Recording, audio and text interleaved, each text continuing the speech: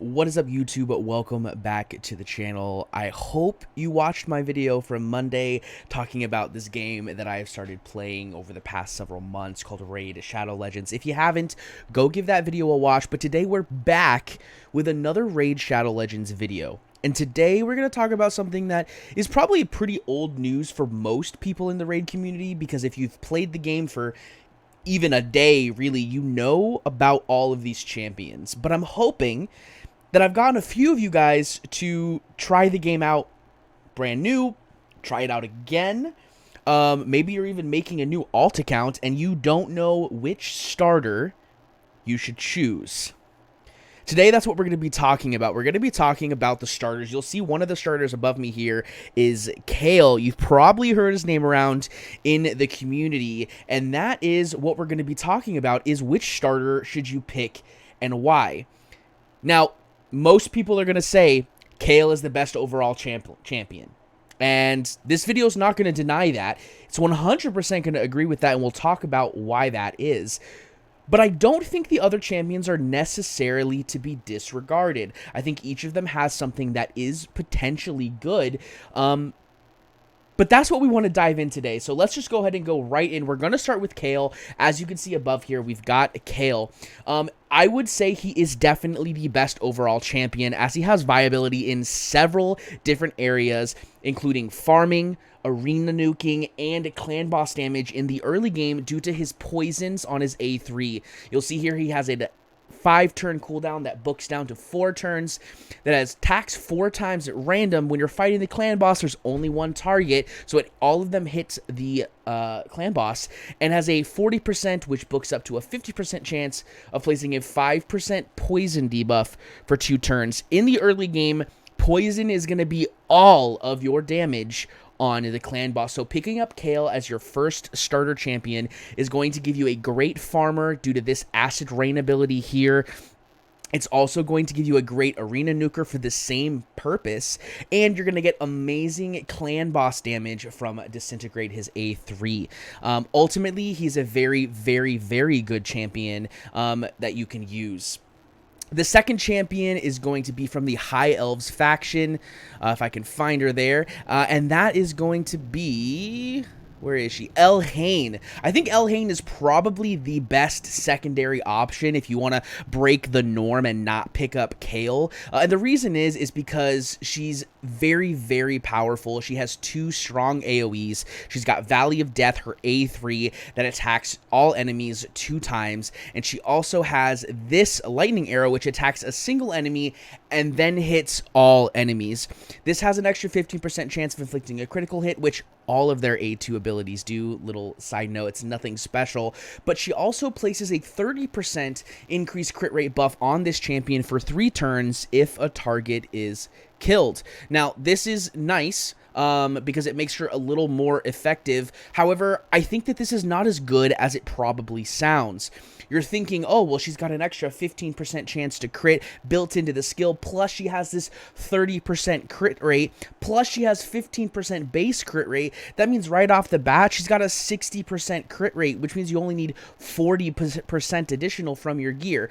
And although that is true, you're not going to build her that way. When you're building a damage dealer, specifically a farmer, you want to have them at 100% crit rate to make the runs successful and also even. You want them to be the same speed. You want them to be super successful with no real chance of failure. And if you build expecting this 30% increased crit rate buff, and then you don't kill with that first hit, you're going to lose out on a lot of damage that way. So this is where I think she kind of falls off, and she's not as good as Kale is. And then, of course, she has this Keen Shot here, which attacks an enemy and places an extra attack if this attack is critical. Also, just a kind of pretty solid basic attack, nothing crazy.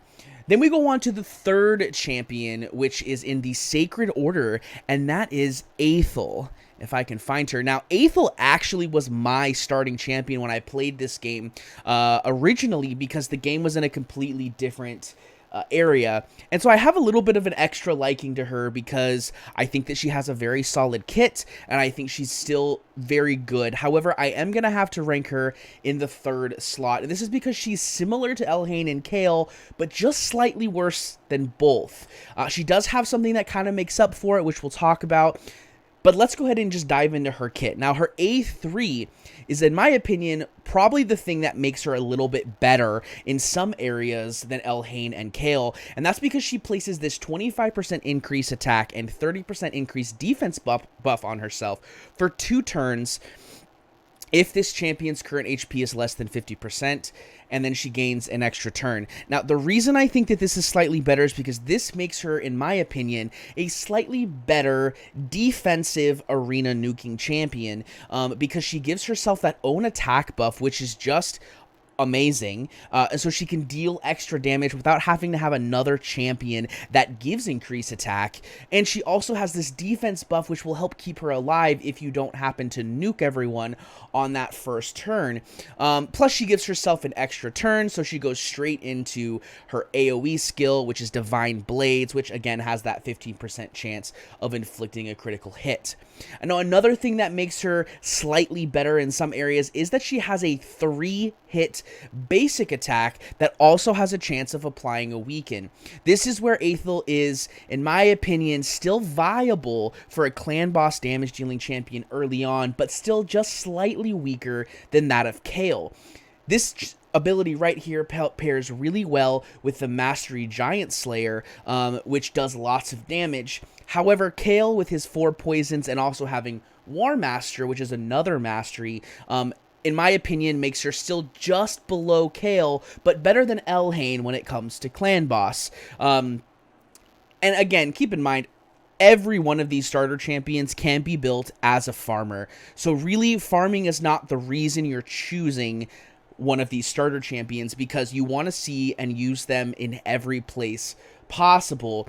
And there are reasons why you would want to pick the others over, you know, one of the others. But that is Athel for you. And then we go into our final one, which is in the Orcs faction, and that is Gaelic. Now, Gaelic, unfortunately, in my opinion, and I think most people's opinions, is the worst of the starter champions because everyone else just does everything better than he does. He's got a very basic attack one enemy 2 times basic attack, so I guess it's slightly better than Elhain's basic attack because it doesn't have to be a critical. But again, you're building these champions with the intent of having them at 100% crit chance, therefore it's the same basic as Elhain's. Then you have a second ability, which is another AoE that has a 15% chance of inflicting a critical hit extra. Again, the same as all the others. And the one thing that makes this different is he does place a 30% increased speed buff on himself, which is maybe useful, but again, you're using him as a nuker, so you're hopefully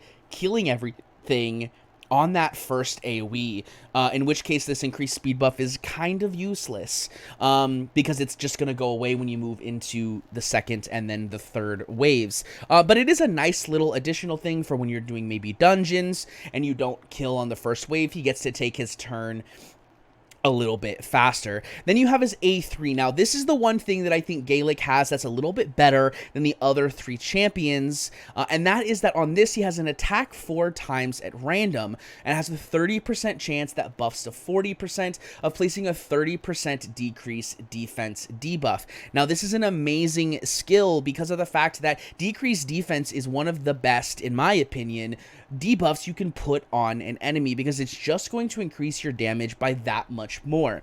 It also has a secondary portion where it has a 30% chance of placing a 60% decreased debuff, which is even better for 2 turns if the target has more than 2 debuffs. This is where the problem kind of comes, is that Gaelic has a decreased defense, which is great. But typically, you're going to find that in the early game, you're going to come across this great champion, which will be an honorable mention for this video, called War Maiden, that does this ability better.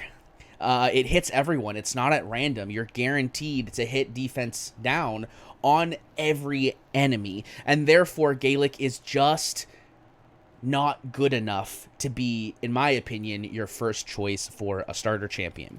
Now, That doesn't mean Gaelic's useless, because Gaelic is still very strong. He is still a very good champion, and there are uses. For example, he, I think, would be a better champion if you were trying to build a Fire Knight team. However, that's not something you're going to be doing in the early game, and hopefully by the time you get to Fire Knight, you're going to have some better options than Gaelic. But there are a couple more things I do want to go over, and one of them is in particular what I just talked about, which is War Maiden. Now, I know this is a video about starter champions, but in my opinion, War Maiden is a starter champion, and that's because everyone should be farming War Maiden early on, and there are several reasons why. The first reason is she's farmable from campaign. You can farm her from the Deadlands campaign, which we will be showing you all of that in just a few minutes. But she has a decreased defense. This is a 75% chance that books up to a 100% chance of placing a 60% decreased defense debuff for 2 turns. This is an amazing skill. It's one of the best decreased defense champions early on that's easily free to play and farmable. Not only can you farm this champion to have access to her, but you can also farm copies of her in order to book out her skills. With only 4 copies of War Maiden, you can completely book out this 3rd skill after, of course, receiving your 1st. But then she also has this amazing skill right here, which is attacking one enemy and has a 50% increase attack buff on the champion, and places an extra attack if it's critical. The extra hit, of course, can't be critical, but it's still a 50% increased attack buff on herself, which is just more damage. And then you have this one here, which is attacks one enemy and has a 30% chance of placing a poison debuff for 1 turn, which means that she's viable for early game clan boss as well. She brings a decreased defense, and she brings this poison, which gives you just a little bit more damage. Now, there are a couple other things I want to go over that's not just talking about that War Maiden, and that is in regards to the Faction Guardians. Now, Faction Guardians is a thing that you can do in this game that gives your champions additional stats. So, for example, if I go to my Dark Elves here, you'll see that I have several copies of certain champions that give additional stats to champions. For example, in my Dark Elf, you'll see I have 4 Cold Hearts, 2 Paragons, 2 Painkeepers, and 2 Kales that give me a total of 10% HP attack and defense, 7 accuracy and resistance, and 3 speed. Now, these are minor increases, but it's additional increases. And if we were to go and look at one of my champions, such as my Cold Heart, and we look at her total stats, you'll see here that from Faction Guardians, that gives me 13, almost 1400 HP, almost 140 attack, and 74 defense, along with that 3 speed, 7 resistance, and 7 accuracy. Now, this is very minor once you're in the mid or even the late game for these rare champions, but in the early game, this is a very large amount of HP, attack, defense, etc. And every single one of these champions, you can farm people to fill the Faction Guardians for your starters. For example, when we're talking about Kale, you can farm Spirit Host from Durham Forest. You come here and you see Spirit Host. She is a Dark Elf. If you were to farm 10 of the Spirit Host, you could completely fill out your Faction Guardians, making your Kale that much stronger. Then we move on to Elhain, and this is where I think Elhain is slightly, potentially, a better option for you, and that is that you can farm both Heiress and Avenger from the same place, Palace of Aravia, in order to fill out her Faction Guardians. Now, these champions don't drop very often. It's a pretty low drop chance, but you can farm them faster and faster if you have multiple drops in the same place. Getting these 2 drops here potentially makes Elhain a better starter for you, allowing you to get to that high level of farming where you can build champions faster. However, she does still lack in the clan boss department, which is a very important piece of content you need to be completing early on. But it is one of the reasons you maybe want to build Elhain instead of a Kale. Then we move on to Athel, where you can farm Templar from Valdemar Straits. Right here, you see you can farm Templar, which is a Sacred Order champion, from Valdemar Straits, which is the 8th section. And then you can also farm for Gaelic. You can farm in, where is it?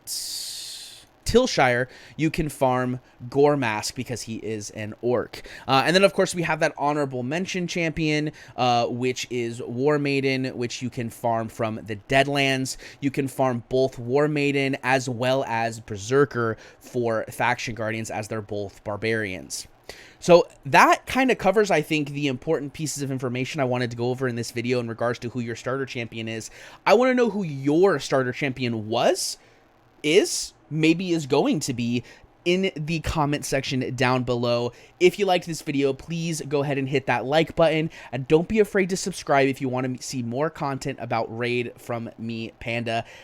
I hope you guys enjoyed the video, and I'll see you in the next one. Peace.